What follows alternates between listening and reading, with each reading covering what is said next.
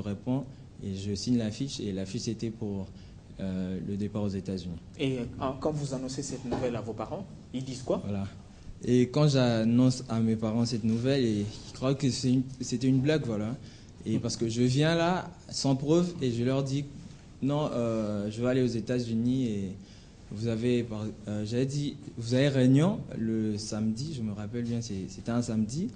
Et mon père, il dit, quoi ça? Tu pars aux États-Unis? J'ai dit, oui, si tout va bien, je vais aller aux États-Unis.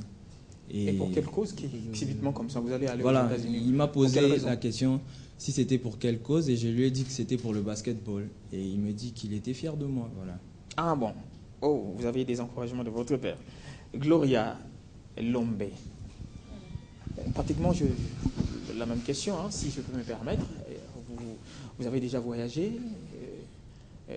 hors RDC? Non, pas hors RDC, c'était une première. Une première. Oui. En tant que femme, comment est-ce que vos parents vous ont libéré facilement? En fait, c'était pas vraiment difficile, vu qu'on est venu me chercher à la maison. D'abord, ils se sont adressés à maman. Maman m'a dit, bon, on m'a expliqué quelque chose, là, je comprends pas, voir un peu. Je suis allée, on me demande de me rendre au Grand Hôtel. Je suis allée, c'était la même chose, il fallait remplir un formulaire et tout. Quand j'ai fini, je suis rentrée à la maison. J'ai expliqué à maman, elle n'avait pas vraiment eu du mal à me croire.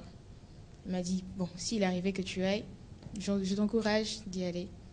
Mais il faut faire gaffe. Elle m'a donné autant de conseils de bien aussi travailler à l'école, mais pas seulement me distraire. Parce qu'on nous a prévenu, je crois, un mois avant, on nous a dit, bon, vous devez aller en janvier.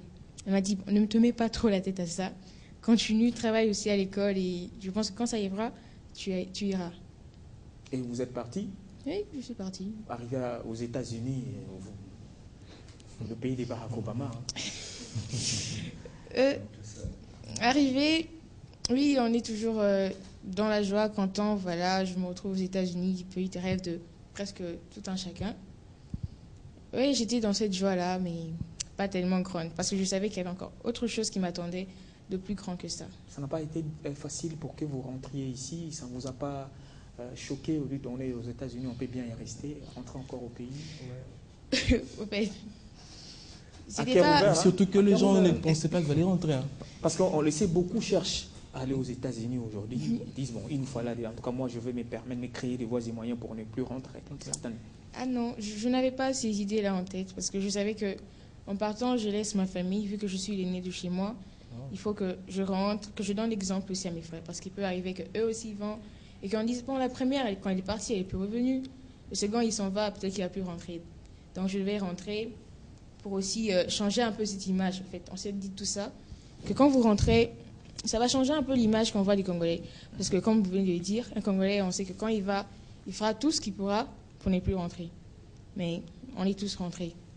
C'est vrai, alors Gloria, tu as eu l'occasion d'assister à quelques matchs de NBA. Oui. Alors, quelle différence as-tu remarqué entre, c'est vrai qu'il y a une très grande différence, mais quelles sont ces vraies différences que tu as retenues entre la NBA et le championnat, par exemple, quinois, la Lipro Bakim?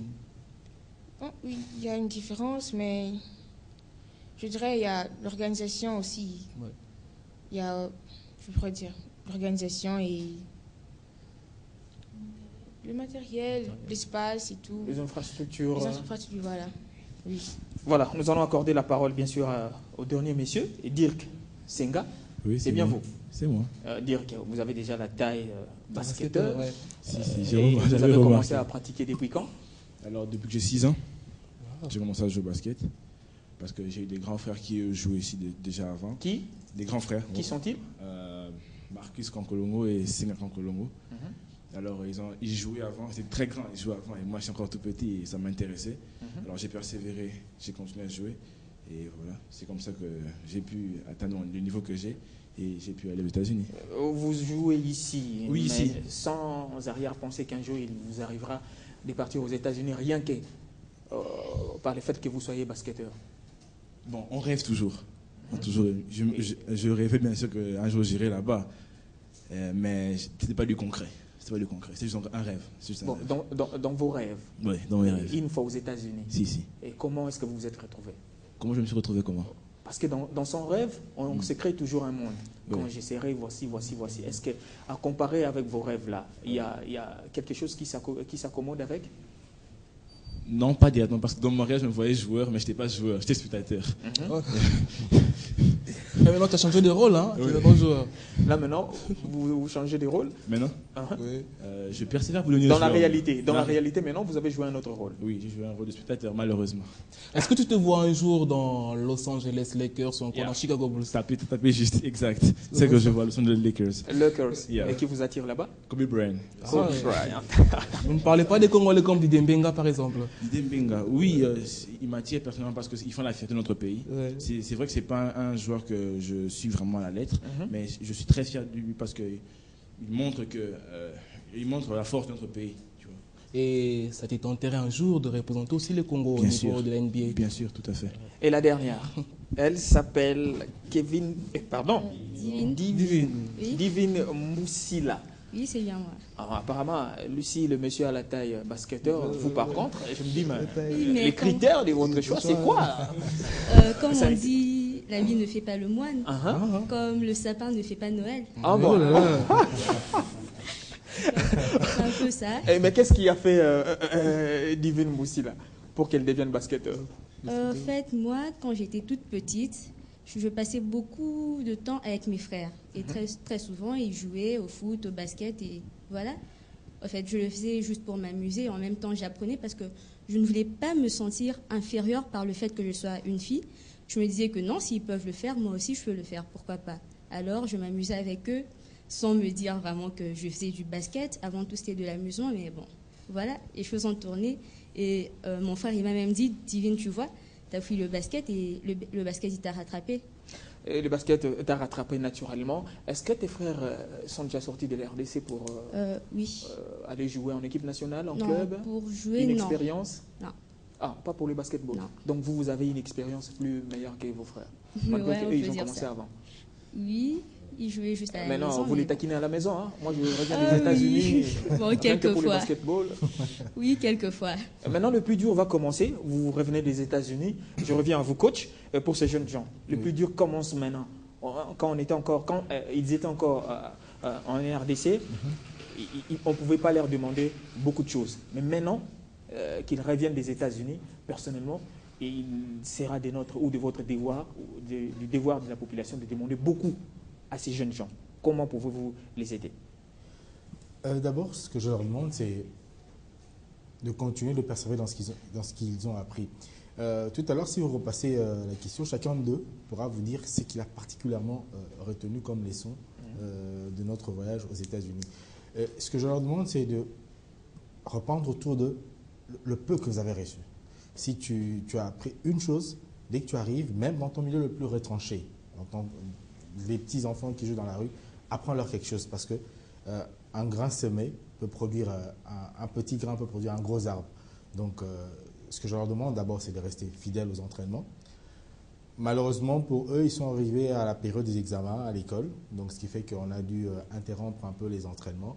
Mais dès que c'est fini, je serai derrière eux, comme elle a dit, pour les pousser à aller de l'avant. Maintenant, je pense que je n'aurais même plus besoin de les pousser parce qu'ils ont compris, ils ont vu, ils ont palpé du doigt et ils ont compris, comme elles l'ont dit, que tout se résume dans le travail.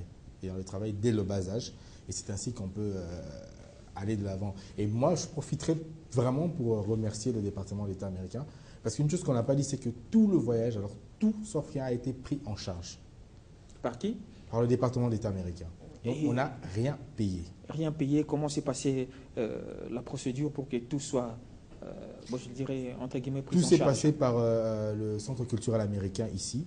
Donc du billet de voyage, le Go Pass, le séjour, l'hôtel, tout a été pris en charge par le département d'État américain. Et c'est pour ça que je voudrais vraiment remercier le département d'État ainsi que le Centre culturel américain parce que c'est des opportunités que les États-Unis offrent à des simples Congolais que nous sommes.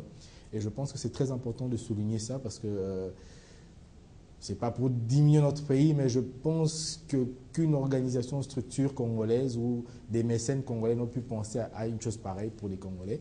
Et donc je pense que c'est très important. Et donc voilà. Justement, coach, d'aucuns penseront que ça relève de l'utopie de voir une délégation congolaise aller aux États-Unis pour apprendre quelque chose, pour se former pour un stage. Pouvez-vous nous dire sur quoi apporter ces stages, sur quel point essentiel? Exactement. Ce stage a porté essentiellement sur le basket. Donc, on avait un programme, je vous assure, ils étaient épuisés, de 7h du matin à 22h, non-stop. Et vous pensez que ces programmes sont adaptés pour des jeunes dont la tranche d'âge, je vois, varie entre dans la quinzaine? 15 et 17 ans. Oui, c'était vraiment adapté parce qu'il y avait des jours où on allait faire ce qu'ils appellent les cliniques, donc des séances d'entraînement au niveau secondaire. Ils l'ont fait au niveau universitaire, je vous assure. Ils en valent la peine parce que ils ont joué contre des universitaires et c'était bien. Et ils ont aussi joué, on était à la NBA, on a vu Kevin Durant, on a vu les grandes stars, on a même des photos avec eux. Malheureusement, je crois qu'on n'a pas emmené les images aujourd'hui. Prochainement, on vous le fera parvenir. Mais en dehors de cela, il y a eu un aspect aussi académique. Par exemple, ce qui nous a vraiment ému, c'est qu'il y a un groupe de bénévoles qui 2 fois par semaine vont enseigner le basketball à des enfants qu'on appellerait attardés mentaux. Ouais, des enfants qui sont simples d'esprit. Alors, il y a un groupe de jeunes comme nous. Chaque soir, ils vont pour leur apprendre le basket. Et nous sommes allés là-bas. Les jeunes ont vu des enfants, le terme en lingala est vraiment pas correct, mais des simples d'esprit. Alors, on était un peu effrayés. Attends, on va jouer contre ces enfants. Et puis, on a vu le travail que les encadreurs jeunes comme nous faisaient. On s'est mêlés à eux. On a joué au basket avec ces enfants simples d'esprit. Et ça, c'était une leçon très, très importante pour nous pour dire que tout le monde est utile. Et que nous, les Congolais, si on s'aime, on devrait aussi faire attention aux autres. Il y a des enfants handicapés, il y a des enfants simples d'esprit. On devrait penser à eux, on devrait s'occuper d'eux. Okay? Et ça, c'est l'une des expériences les plus marquantes que moi, personnellement, en dehors de la NBA et autres, que j'ai retenu de notre passage là-bas. Je vais poser cette question à Madame Maria Campinga. Kapinga. La difficulté commence peut-être maintenant. Comment, le coach l'a dit, ils avaient des séances d'entraînement de 7h à 20h, épuisés total. Mais ils reviennent ici, il y a une baisse des régimes, ça je peux le dire déjà. Parce qu'ils ne se sont plus entraînés depuis, ils s'adonnent à leurs examens, très importants pour la vie. Comment alors les maintenir à ces niveaux? D'autant plus qu'il n'y a pas de championnat au niveau interscolaire. Je ne sais pas si vous jouez un championnat interscolaire. À moins qu'on annonce le démarrage d'un championnat interscolaire incessamment là, mais je ne pense pas qu'il y en a.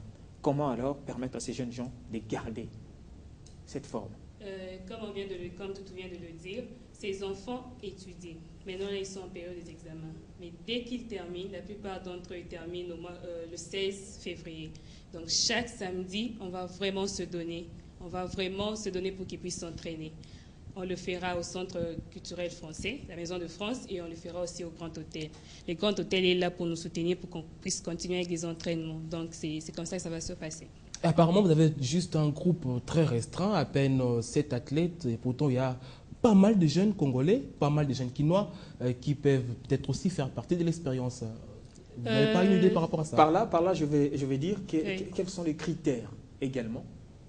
Au fait, on est là, Toutou est le coordonnateur de l'apostolat pour l'encadrement des jeunes, et j'en fais partie. Ouais. Donc, nous sommes là. Donc, cette équipe est entrée maintenant dans l'apostolat pour l'encadrement des jeunes. Ah, il y a encore d'autres jeunes? Oui, il y a des jeunes qui viennent. Pour les filles, exceptionnellement, quand elles viennent jouer, donc on a des jeunes de 4 à 18 ans. Et les filles ne payent pas le basketball. Quand ils viennent jouer, ils apprennent comme ça, ils ne payent pas. C'est gratuit. Vous voulez susciter cette envie? En fait, on veut pousser les jeunes filles à apprendre. Dans notre pays, on voit que les filles négligent. Et il y a des parents, généralement, les parents ne poussent pas leurs enfants, surtout les filles, à faire le sport. Et nous, non, les garçons viennent, les garçons apprennent et je ne veux pas que le Télé 7 Télé 50 puisse me donner, mais m'envoyer au service commercial. Il y a un prix qu'on paye pour les garçons, mais les jeunes filles, c'est gratuit. Et ce n'est pas qu'on il y a que ces enfants, il y a plusieurs enfants. Au football, on a au moins 300 enfants qui jouent. C'est pas seulement les centres culturels, c'est pas seulement la Maison de France. On loue parce que normalement, dans l'apostolat pour l'encadrement de jeunes, on loue au CCF, on loue aussi à l'école belge. Donc, c'est les deux centres où nos enfants jouent. Vous avez évoqué les centres, certainement qu'il existe depuis très longtemps. C'est depuis très longtemps et l'apostolat pour l'encadrement des jeunes a déjà fait 10 ans.